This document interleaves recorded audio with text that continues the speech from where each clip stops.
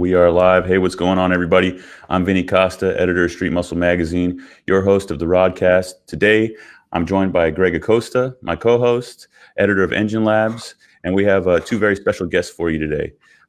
If you watched last week's episode, you'll know that we have Brian Petty on, the host of Horsepower Wars, 10K Drag Shootout. He went over some of the things that happened during the season and the season finale, offering some insights as the host. Turns out some of those insights were a little bit controversial, and so today we seek to clear them up and offer another perspective with our first guest, Lyle Barnett. And without further ado, let's go ahead and bring him on, Greg.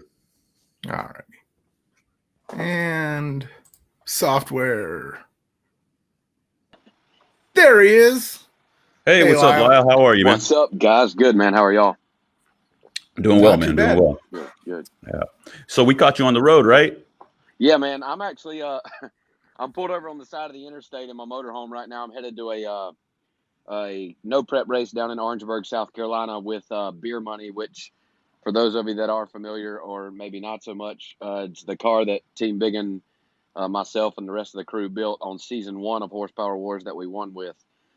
We've since converted it over, made several changes. It's not really anywhere near what it was internally. Externally, it's still the old same shit box. But we have converted it over to no prep trim. It's called the Concrete Jungle. This race, they're paying $10,000, so we're going to go try our hand at it. Nice. Sounds exciting, man. That's interesting because last season you guys built that Turbo LS, and this season you guys went a totally different direction. And I think that kind of plays into what we're going to talk about today, and how you guys chose a more difficult route, some would consider. And go ahead. Yeah, and I was actually thinking about that when I was trying to find a damn place to pull over. We still hold the 8th mile ET record for the Horsepower War show. We went 550 or 550 flat or 551, and I'm sure we hold the mile an hour record too, and then obviously hold the quarter mile record. So even in season 2, we went faster quarter mile racing than they managed to go 8th mile, and that we went faster in season 1 than we did. So we chose the big block Chevrolet nitrous route simply because we didn't want to build the same thing twice. It was arguably the worst. Well, it was the worst combination from season 1 as far as results are concerned. And not because Bodie and those guys built a subpar combination. They just didn't quite have the chassis figured out, and it didn't quite perform as good as it should have. I still think in the 8th mile platform on a radial, it is the combination to build if you can get all the pieces to work together. Would it have been different had the fire not happened? I think so. But if we would have built an LS turbo combination, I do think we would have went faster than we showed down in Georgia. But with everything right, and maybe minus the fire and whatnot, I think we could have went pretty damn fast with the missile. Yeah, man. I don't think anybody is going to argue with the fact that you guys faced a bunch of different adversities, especially choosing, a more difficult platform to work with, and then dealing with that fire. It was insane. So, last week we had Brian on, and then afterward you mentioned to me that Brian wasn't exactly wrong, but he also wasn't right. Can you expand on that? Yeah, I mean, there were several different questions that you guys had asked. Maybe you can help refresh my memory and ask some of the same ones. The one I think that aggravated us the most and kind of, was that he kind of, and he didn't just kind of mention it. He kind of harped on it for a while. And he was talking about how we went to the starting line unprepared, that the car wouldn't crank, and Brian is smarter than that. He just doesn't show it all the time. And never, I don't know of anybody that leaves the pit unless they're trying to play a game in eliminations just down to the finals and you just want to try to put pressure on the guys in the other lane. Nobody leaves a pit with a car that won't freaking crank. We didn't leave the pit with a car that wouldn't crank. We came to the starting line with a car that had trouble cranking that we got to crank and was ready to make a pass down the drag strip. And then that whole fiasco with the miscommunication between the technical department for Horsepower Wars and the track personnel or whatever went on there, then we had to shut off. And then we had a car that wouldn't crank, But when we crossed the ready line, the missile was ready to run. Nobody else was ready for us to run. So for him to say that we should have been embarrassed or whatever and that we came to the starting line unprepared and that the car wouldn't crank. No, the car would crank, and it did crank. So that was probably it was one of the many things he said that really got under our skin and whatnot. And Where do you think the misunderstanding on maybe his part or people who are watching from the outside? Where do you think that misunderstanding happened? well, I don't know that there was a misunderstanding except for anybody but with him. We were having voltage issues, and they were Dynabat batteries were provided, and they're a great battery, but with a 13-to-1 big block Chevrolet, it just takes a little extra to get one fired up. Those things aren't these small compact lithium or really high powered batteries like you're seeing in race cars today. They're just a scaled down, regular old lead 12-volt battery. Right. And they're great cranking 9 or 10-to-1 compression ratio LS motors. But when you got a big block Chevrolet with 13-to-1, and Dynabat would agree if you called them, like, it takes some battery to crank one of those things. It takes some nuts.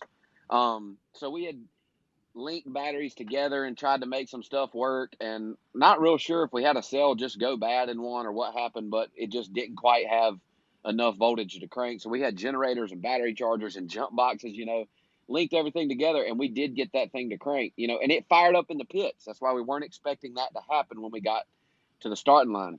Right. We got to the starting line, and whether there was something pulling a draw, if there was something back feeding, who knows what was causing our issue, the voltage issue. But we got up there, and the battery was weak.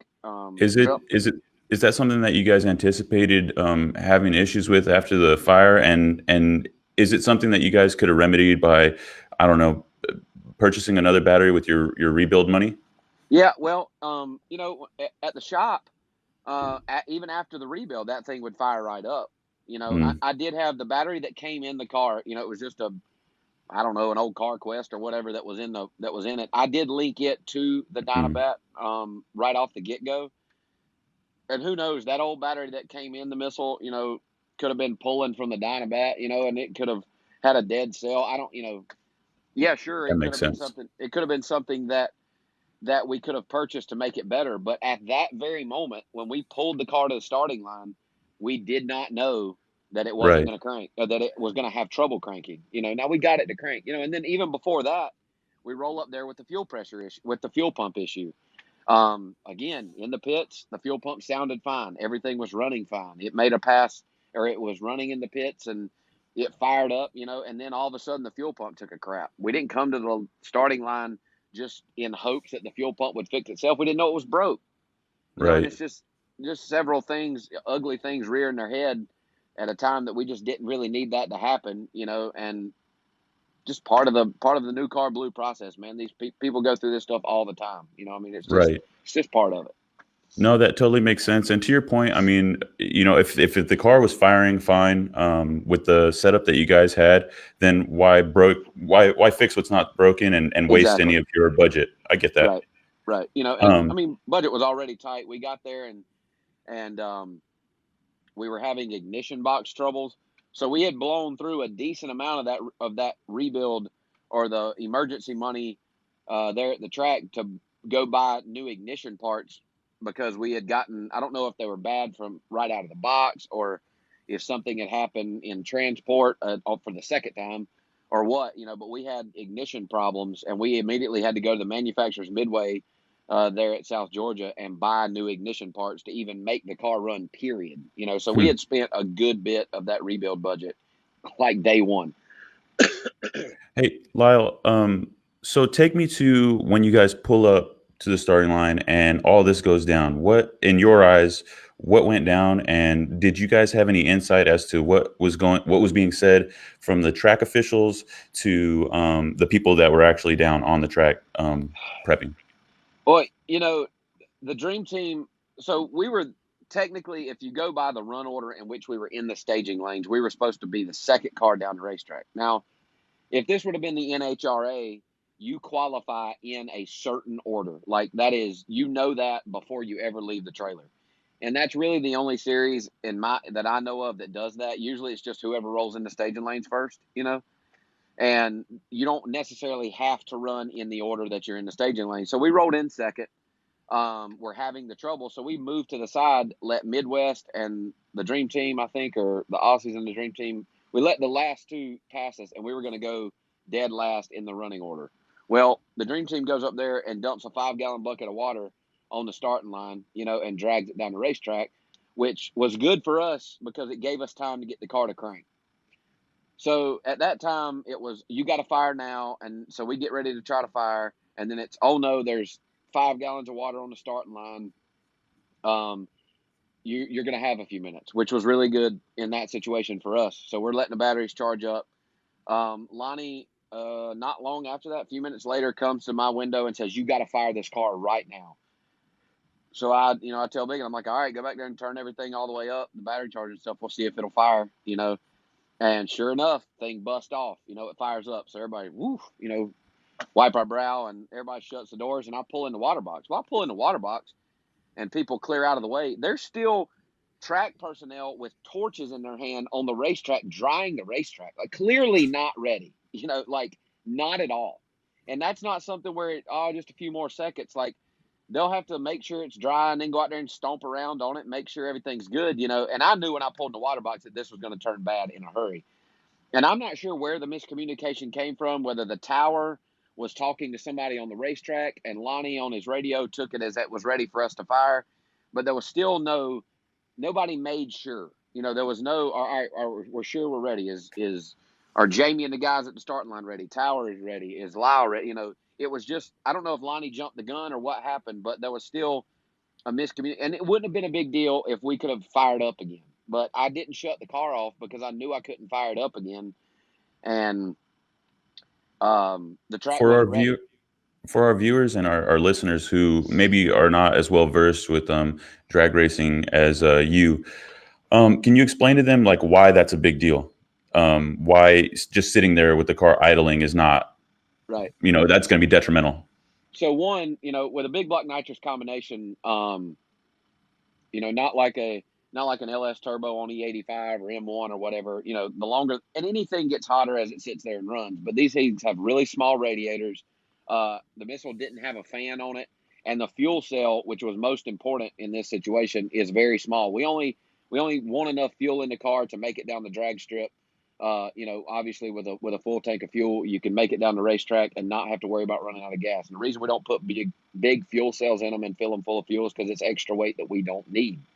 So with the missile and with any race car, if it was to run out of fuel at half track, and that thing's still trying to run, it will burn the motor smooth up. Not enough fuel in the cylinder to keep it warm, go lean, it burn ringlands, and just an ugly deal. And that's for any combination to run out of fuel or start running out of fuel, because the motor doesn't know, that, I need to stop running as hard because I'm running out of fuel. It just keeps trying to run.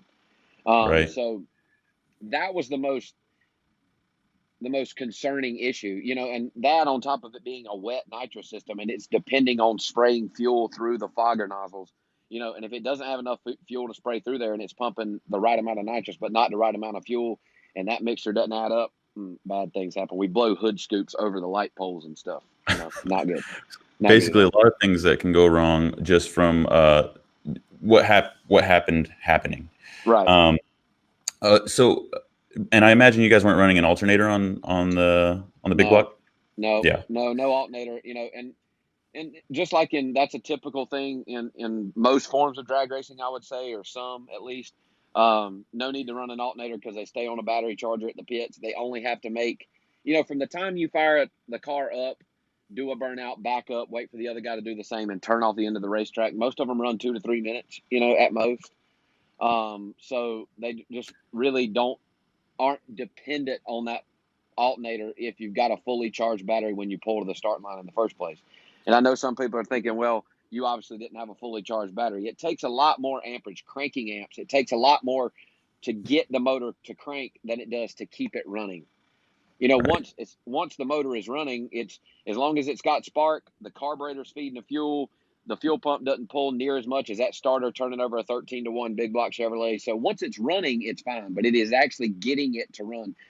Letting the starter turn the motor over it just takes a lot of amperage to do that. And that's where we were having trouble. The batteries had enough to keep all systems running. It just did not have the cranking amps to get it to turn over.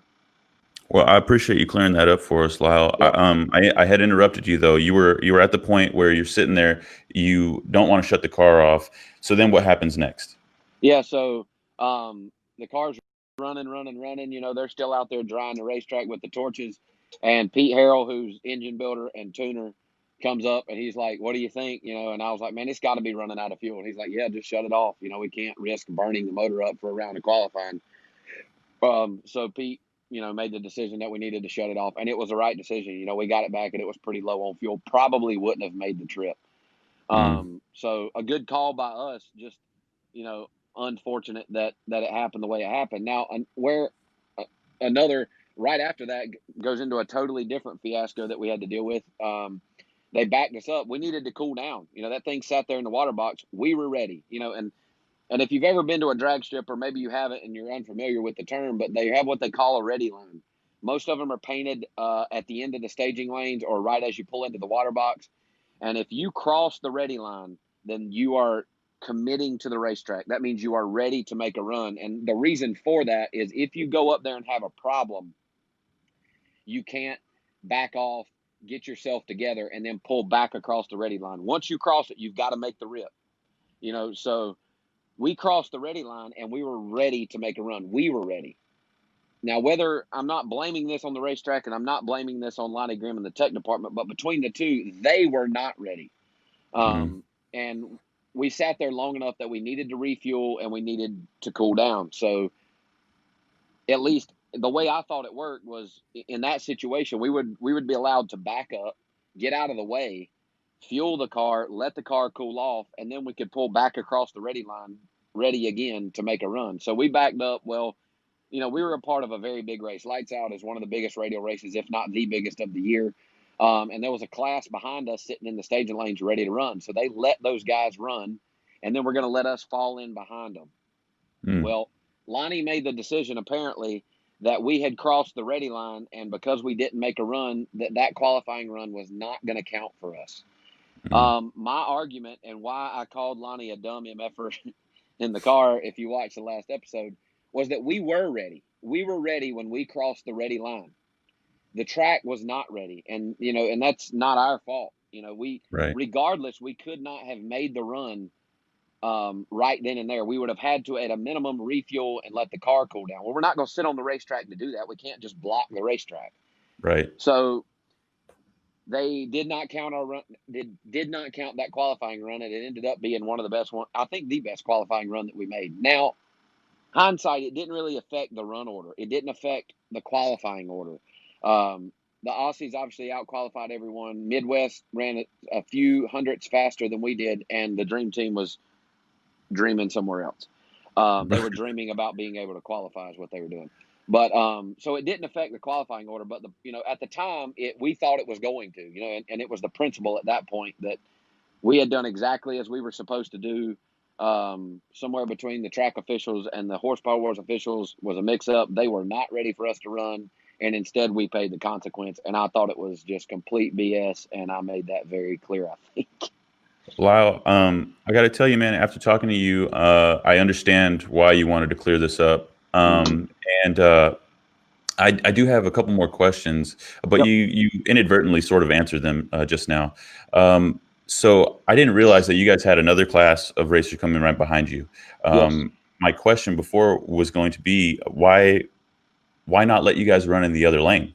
Right. Well, and that was our argument. You know, like, why can't we run in the other lane? Now, they had already started to prep that side of the racetrack for X275 was the class that was following Horsepower Wars, and they were literally in the lanes right behind us. Like, they were piled in behind us there, and they had already started to prep that lane. So I guess, to be fair, they didn't want us to get any different track prep than what the other three cars from Horsepower Wars had just gotten. So they wanted us to run in the lane that we were supposed to run in, which I get. You know, that's fair. But, you know, we also couldn't sit up there and hold up the show. You know, that we were a small part of a very big show, like I said, and we were trying to work with everybody and, you know, and not be in the way. And it just an unfortunate situation that, you know, that kind of turned ugly there for a second.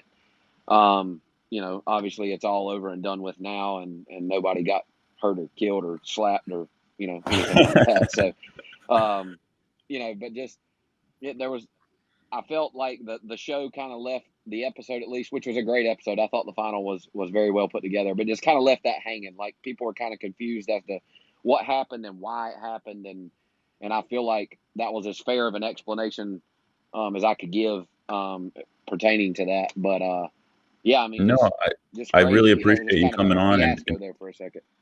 yeah, like I said, man, after having this conversation with you, I can totally understand why you wanted to come on and clear it up. And I'm so grateful for your time, man. I know you're a busy guy. You're about to go make some money. And I hope so. But well, yeah, I'm wishing you good luck, man. I don't think there was anything else. Trying to remember if there was anything else Brian said that I was kind of ticked us off.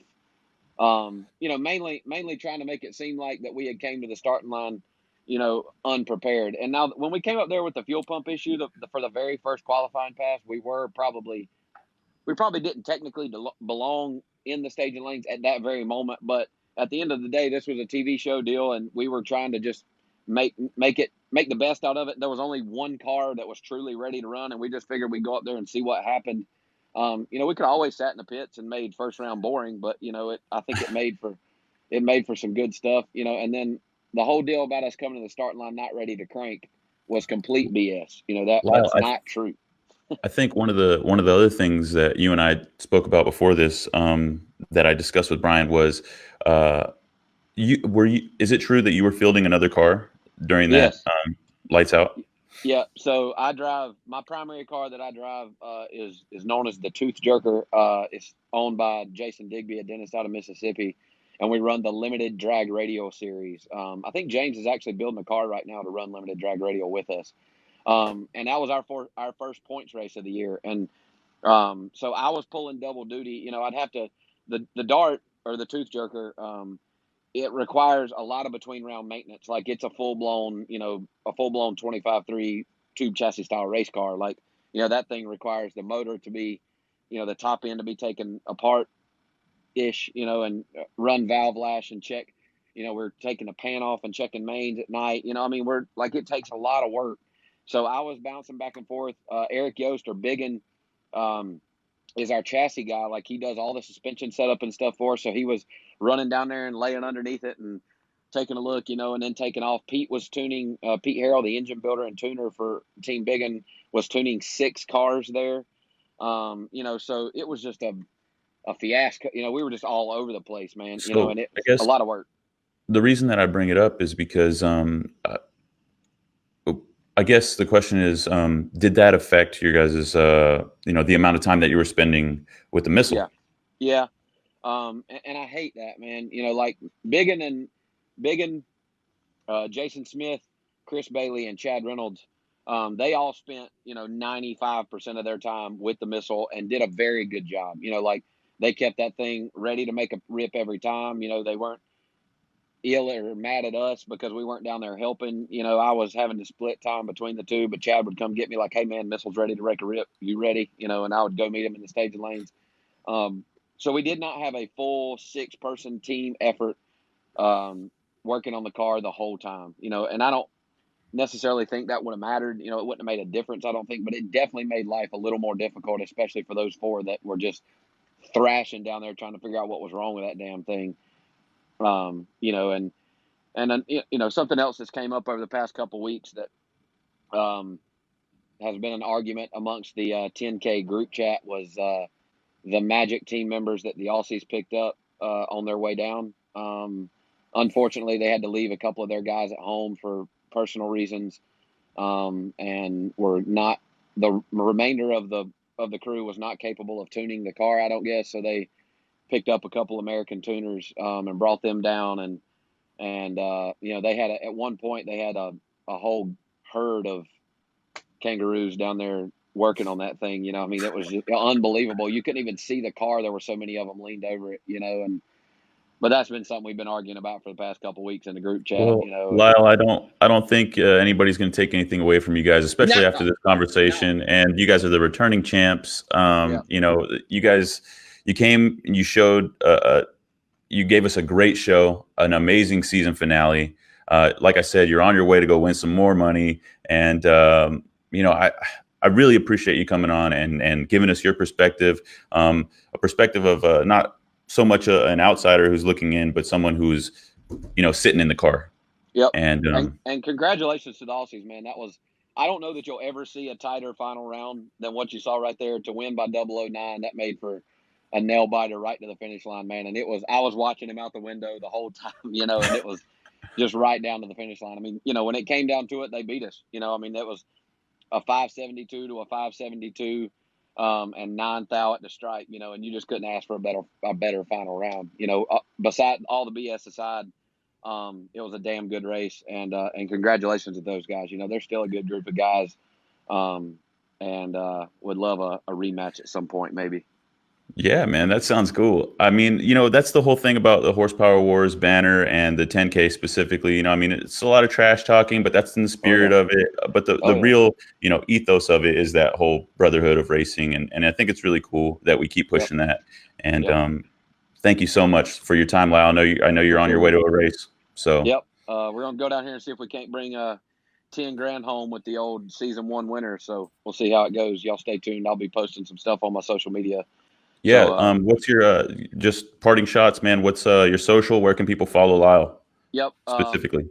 Instagram is just my name, spelled just like Lyle Barnett. Facebook, same deal.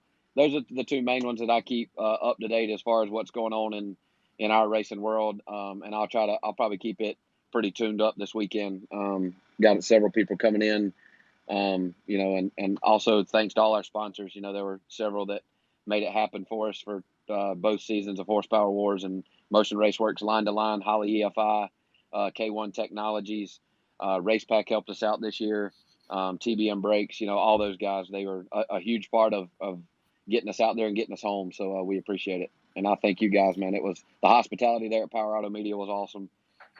We ransacked your kitchen and stole all your drinks and just absolutely killed James's shop, which I don't feel too bad about. He's such a clean freak. Seeing him wig out when he walks through there and us just shit everywhere is awesome, but we appreciate it, man. We had a good time, and if they ever have one of those champions reunions like I've heard about, I think we'd be down. Definitely, man. Thank you so much again for your time, Lyle. I don't think this is the last conversation we're going to have, man. We'll talk to you soon. All right, man. And real quick, before we let you go, we got Johnny Mill asking for a 10-4 bitch from you. You want a good old, all right, 10-4 bitch. Thanks, Lyle. I appreciate it, man. Yeah, man. Thanks, guys. See ya. All right. Be safe this weekend. All right, bud. Thanks. There you have it. From the man himself, Lyle Barnett. Greg. So, I mean, he had a similar take, but a different take, different details, I guess, than Brian. So it was pretty interesting. Well, I mean, when you're sitting in the seat, honestly, things look different. You could be looking at the same stuff and being outside versus being inside. You could be standing next to the car and things look totally different.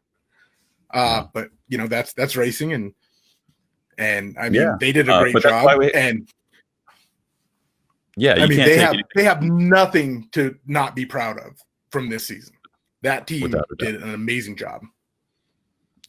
But so if any of our viewers or listeners have any comments, what they think happened, or what some misconceptions that might have been cleared up by us having Lyle on, drop them in the comments. Greg, that brings us to our next guest. Yes. And this is the first episode. This is episode 6 of RodCAST, and this is the first episode where we're fielding 2 guests. Other than the first episode, we had like a bunch of people, but our next guest is a close friend of mine, Brian Havins, editor of LSX Magazine, and I guess I'll just say bring him on, Greg. All right, there he is, Mr. Havins himself. What's going on, Brian? I don't like how you guys made me follow Lyle. That's a tough act. Well, I think you're up to it, man. Yeah, maybe you're up to it. But how are you? Good. Thank you for coming on the show. You bet. Thanks for having me. Man, what is that sitting behind you? Well, I figured since I'm in Texas that we need to have a truck of some sort. So it's my son's truck. That's a good looking truck, man. What is that, a 02? But I noticed it's 2000. Okay. Yeah, and I noticed he's continuing the tradition of showing us up with the backgrounds. Yeah, well, And I have this like paper mache Mustang here, And but yeah, but yeah, man. So we're talking to you live from Texas, and so some of the things that we want to talk about were or are your projects. So that's one of them sitting right behind you. And LSX Magazine, you got a bunch of projects cooking right now. I just saw your Suburban posted. Tell us about what's going on. God, man, I've got too many going on, honestly, and I hope the wife didn't see this. But anyway, so we've got the truck behind me, 6-liter turbo. We're doing a Moser rear end under it and getting ready to do a TCI transmission, turning up the boost and going to make some noise. It's already pretty rowdy, but it's never rowdy enough, right? And then That's cool, man. Yeah, then the Suburban's 91, did an LS swap on it, 4L80, and we're actually talking about putting a turbo in it as well. Nice. Then we've got a Chevrolet Love. I've got a 67 Camaro. I've got a 2000 WS6 that we're going to make into an autocross car. So You got a WS6 Just see, when you Brian, you are talking way too fast for me to put up all these pictures. I've got pictures of all these, and you're just blowing through them. Okay. But out of all those, I do want to focus on one specifically right now, Greg. So we'll have to throw up the picture. Brian, I believe there's an interesting story behind that Camaro. yes. Lay it on us, man. Is there a picture coming, Greg, or I'm just going to talk? You I can got talk, you. and then he'll throw I it got up you. when he's ready. 67 Camaro. I actually drove in high school and some in college. Blew it up, got frustrated with it, as any project builder does. Started buying other cars, and it just kept getting neglected to the point that I sold it. Sold that car, bought a 67 Chevy 2, and then later sold it, and my wife bought this 67 Camaro back for me. So That's awesome. it's my original car, and I got it back. So it's one of those tales that never happens. Okay, so this is a rendering here. So what happened after you sold the car? Did it go to one owner and then they held on to it, and then your wife was able to buy it from them, or did it move around and she had to track it down? Well, it went to an owner, and then he sold it, and a relative of mine bought it. My cousin actually bought it. Did a whole bunch of work to it. It's got RodTech suspension on it now, 12-bolt Moser rear end under it, and then she bought it back from him. Holy hellfire! That's a good looking render. Who did that rendering? Renderings by Tristan. Tristan, yes. That's awesome, man. Yeah, he does really I good. love the color. Good Lord. Yes. So that was pretty close to the factory color. Well, not factory color, but the color I had when I was in high school. So we're just kind of doing a throwback to it and going to build it the way that I always wanted to build it. And Not that exact color, but there's a similar GM color that was like, I've seen a lot on 67 Chevelles. It's a little more, it's a little lighter than that. Not quite as deep as far as that color goes. So we're looking for a lot of metallic in this one. If anybody knows the actual color code for that from GM or the name of the color, drop it in the comment section because I'm curious. Yeah, so that's awesome. Your wife was able to buy it back, and now have you actually started working on it? Yeah, actually the car's getting quarters put on it and hoping to pick it up in the next couple of weeks. Very cool, man. Very, very cool. So what are you thinking as far as the power plant for that thing? Funny story. So before I took this position, I'm a huge fan of big blocks, and I actually have 2 of them that have no purpose now. So obviously it'll either be an LS or an LT. Think about maybe an LT4, LT5, but it'll be something with a supercharger. Nice. Well, whenever you're ready to offload those big blocks, let me know. Bring them out to Cali. Yeah, man. That's really cool. Okay, so takes care of the Camaro. You were talking about this WS6. I love the 4th gen Firebird, dude. Right. Tell me about it. So this is a friend of mine from high school, and he bought the car, joined the Army, and he's had the car for, God, I don't know, almost 20 years, I guess. And it went all over the U.S. with him, but where it got messed up, he took it to Hawaii. And so now we're calling it Project Dirty Bird because the car is just etched with rock. And I mean, it's everywhere, and we can't clean it up. So Project Dirty Bird was born, and it's actually one of 34 built. Really? What makes it so rare? The color, and it's not a Trans Am, so it's just the Firebird. Oh, yeah. Interesting. No T-tops. No T-tops, no big wing, no ground effects. But it is a WS6, so it has the ram air, but it doesn't have the wing and it doesn't have the ground effects. What's the deal there? Supposedly, it was a lighter weight version of the car. That's really cool. Yeah, because that's the whole thing. Like this generation of Firebird, I don't care for without the ram air hood. It just looks kind of funny to me. But yeah, that's a sharp looking car. That's cool, man. So what are your plans for it? We're looking at doing RodTech suspension on it, coilovers, and then BMR suspension actually. And who knows? Looked at doing a 6.2 in it. It is a T56 car, obviously. And we're going to blow the rear end up. So we're just going to fix it as we go, more than likely. That's cool, man. That's cool. Hey, another one that I want to talk about is your Suburban. You just recently published an article on that one, and it is a sharp looking truck. I love that thing. Yeah, the Suburban has blown me away with just how much publicity and how much people love that thing. I was out in the middle of nowhere the other day, and we threw a belt, and we had to go get a belt from the parts store. And this guy runs up to me. He's like, "I saw this on the internet," and I'm like, "Yeah," but it was really weird to be approached by somebody in a really small town that had read the article on LSX. Well, I mean, LSX has a huge reach, man. I mean, you guys got a lot of fans. Not even, and then even if we're talking about just LS in general, I mean, that platform has such a huge following. And come on, how could you not love that? That's amazing. I love that truck. Yeah, well, the pictures, they do it a lot of justice because it's not that nice, but it looks awesome.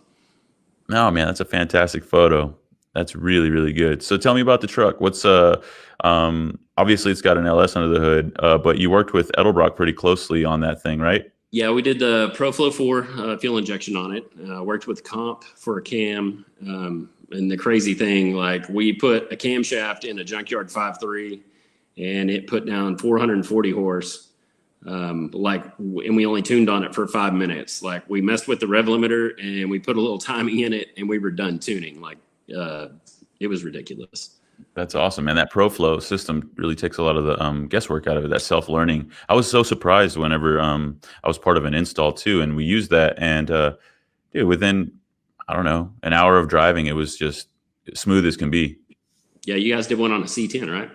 That's right. Yeah, it was a 67, I believe, owned by Performance Online. And yeah, it was, dude, an experienced mechanic probably knock it out in a few hours. But, I mean, it was like, a hobbyist, a weekend, and you're rolling. It's really cool. And then when I was at NPMC, I was talking to the guys at Edelbrock, Smitty and Eric, and they were telling me that their E-Force supercharger will also work with the ProFlow self-learning system. So they just updated the software on it, and I downloaded it and I got excited because it's got boost tables and everything else now, and I was like, oh yes, this will be great. So that's awesome, man. I'm excited to see how that system works with boost.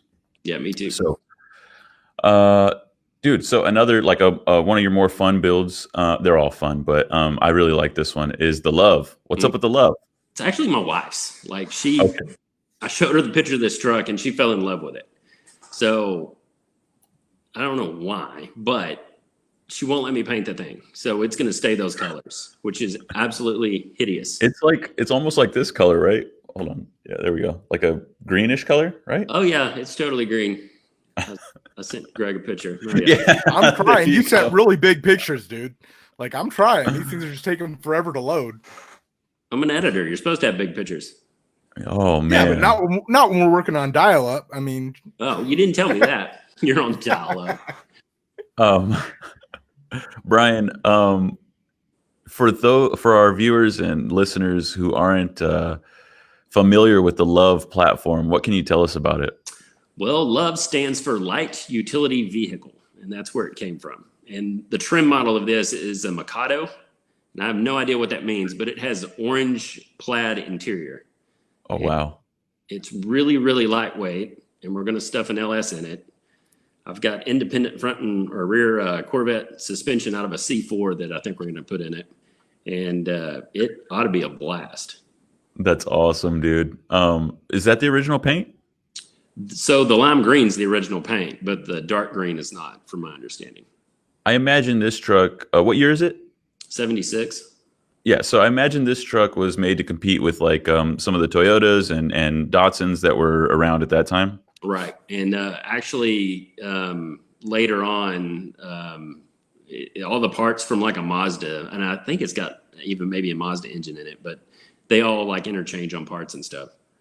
Okay. Yeah, that totally makes sense, man.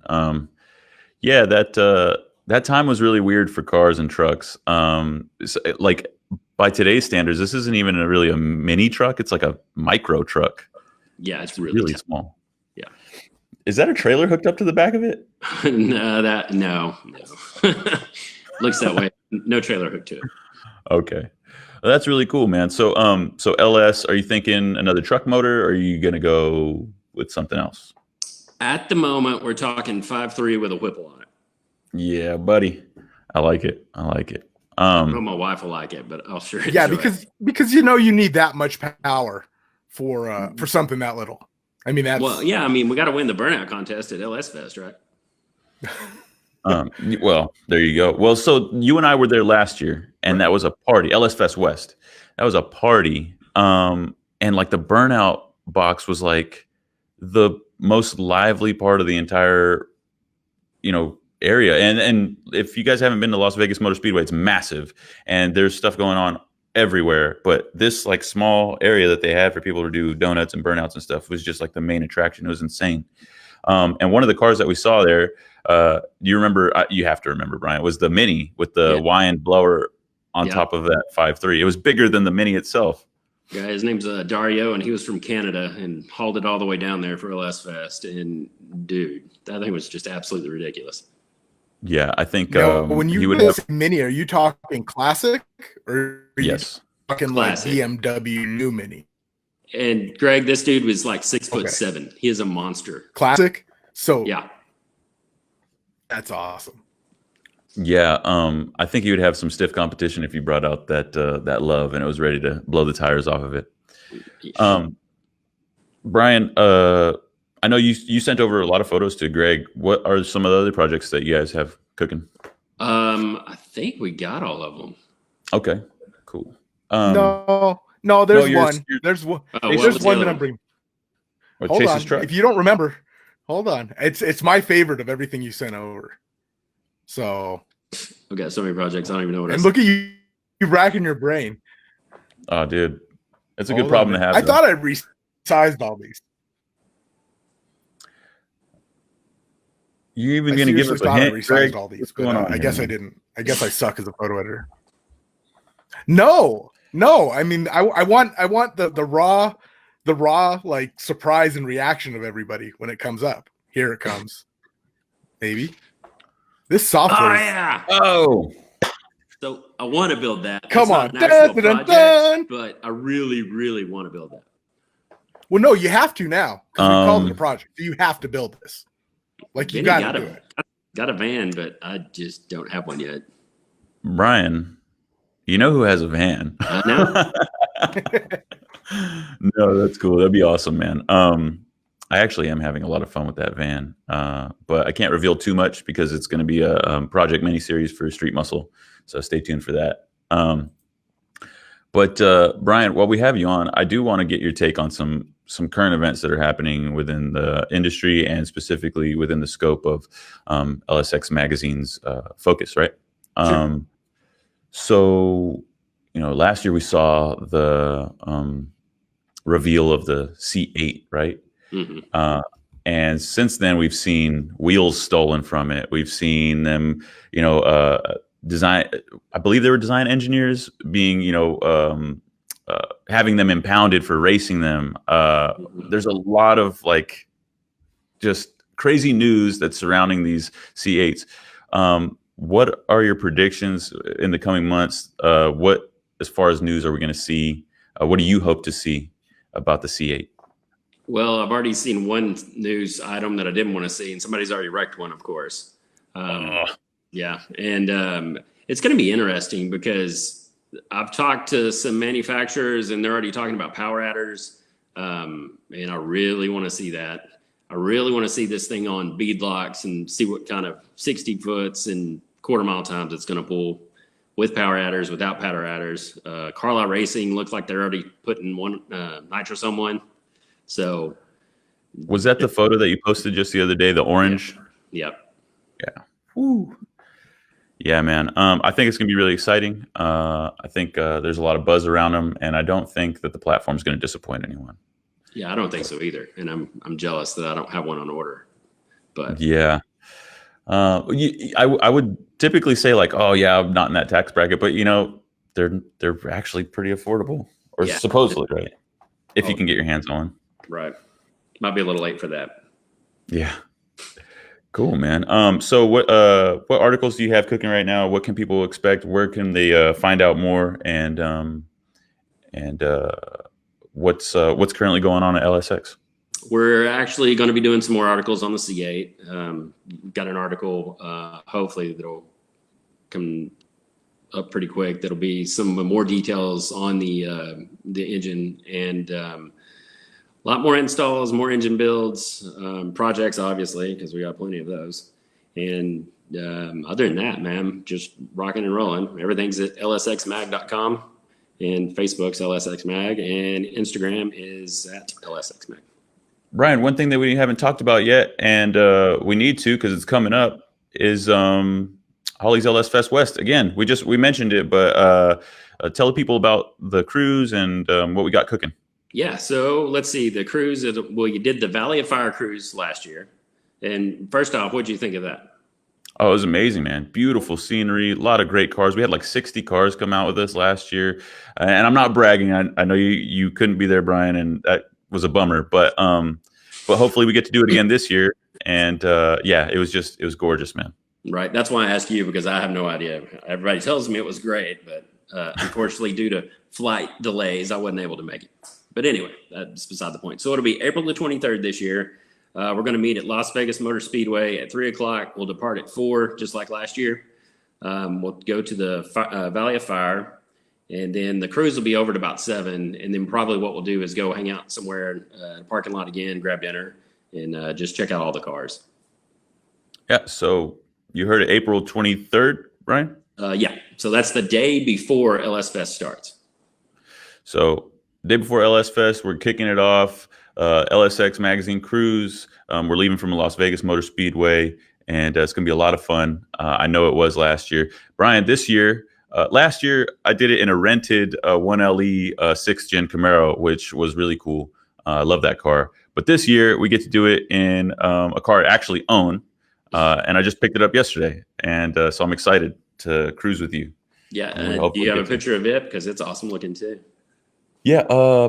Greg, I think I sent it to you yesterday or the day before. See if you can hunt that one down. Yeah, you sent that to me in text. I don't have any on my computer. Okay, all right. Stand by. It's producer fail right here. I know. It's a 2010 Camaro 2SS RS. So it's a little bit older, but I got a smoking deal on it. And, dude, so far I love it. I love it. And I got it as a daily. So I was like, oh yeah, I'm not going to mess with it. I don't want to do anything to it really. But I'm gonna. Yeah, totally gonna, especially with me involved. Yeah. Man, I can't find a photo of it. Greg, you sure I didn't send it to you? I'm positive. I just went through all the messages. I can see it on my phone. Actually, you know what? Let me hold it up on my phone. I can just turn on the network, right? Okay. Dude, modern problems require modern solutions, right? Like, let's get some. I'll put the Dave Chappelle picture up. People know what 5th Gen Camaro looks like. It's all black. It's got 1LE wheels. It's cool. I'll post a picture of it in the comments. But yeah, I'm excited about that, man. And I'm excited about the cruise. And so that's basically what it looks like. Great. Dude, this is high-tech stuff here, guys. That's fantastic. Thank you, Greg. It looks yeah, but I'm excited for the show, man. Last year was a party, and this year is going to be a party too. So do you have any parting shots before we let you go, Brian? No, nope, not really. I know everybody's worried about some virus or something's going on. I don't know much about it, but Holly is watching the situation, and they are still planning on moving through with LS Fest. If anything changes, then they will make an announcement. But right now, all systems are go, which I'm really excited about. Dude, so am I. So now, yeah, there's some. Now, one thing I want to ask real quick is on this cruise, how security going to be? Like if a silver S550 happened to just like drop in behind everybody, like would he be invited to the party? Yeah, like I've already kind of, it's only 3.5 hours away from me. I need to put some miles on a new car, so I'm just saying. Greg, I mean, honestly, I wouldn't have a problem with it. I don't know how big it's going to be I know. compared to last year, but Greg, no, I'd get right they on would the have road. to. I know it would. They would no. Well, they would have to keep up. That's the thing. See, I'm not even going to go there. yeah. He's like, I'll blow your doors off that new 5th gen. But yeah, so really excited about that. I'm glad to hear that Holly is being practical in their approach to all this. I know there's some craziness going on, but let's not lose our heads. And Brian, with that, I will let you go, man. I really appreciate you coming on the show and breaking down all the projects that LSX Magazine has going on right now. Be on the lookout, lsxmag.com. And we'll see you soon, Brian. All right, man. Appreciate it, guys. Thanks. Bye. Yep. Bye. All right. That's cool. The LS dude, Fest just sounds so fun.